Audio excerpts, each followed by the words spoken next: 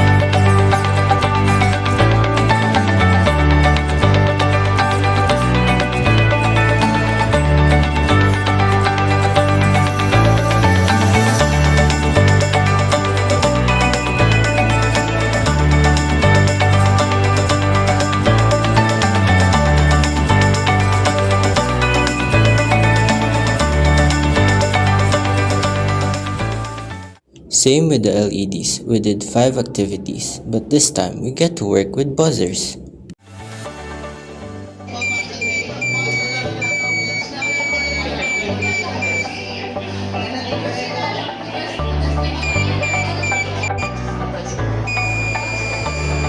Pindot-pindutin mo din. Diba nga? Sige, wait lang. Wait tayo ng 10 minutes.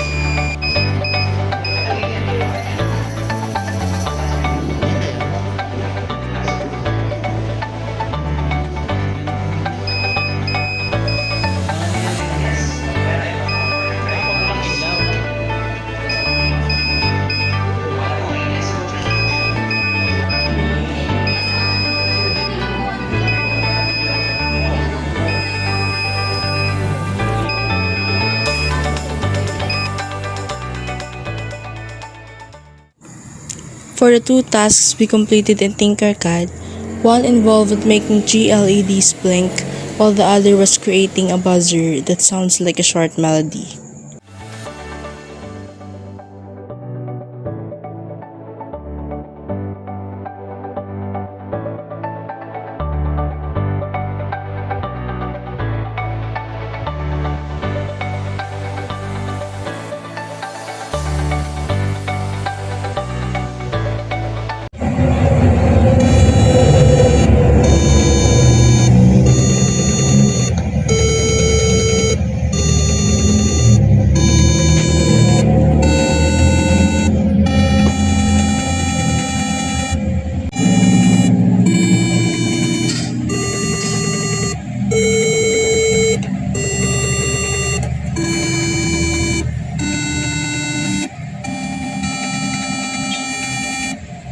We learned that robotics is not just assembling parts or writing code.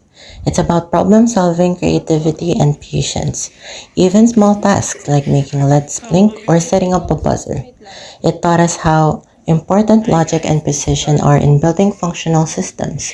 Through these activities, we also discovered the value of teamwork, communication, and perseverance, especially when things don't work at first try. We hope that the lessons and experiences we gain from this will remain with us and that we can apply them in the future, not only in robotics but also in real life situations.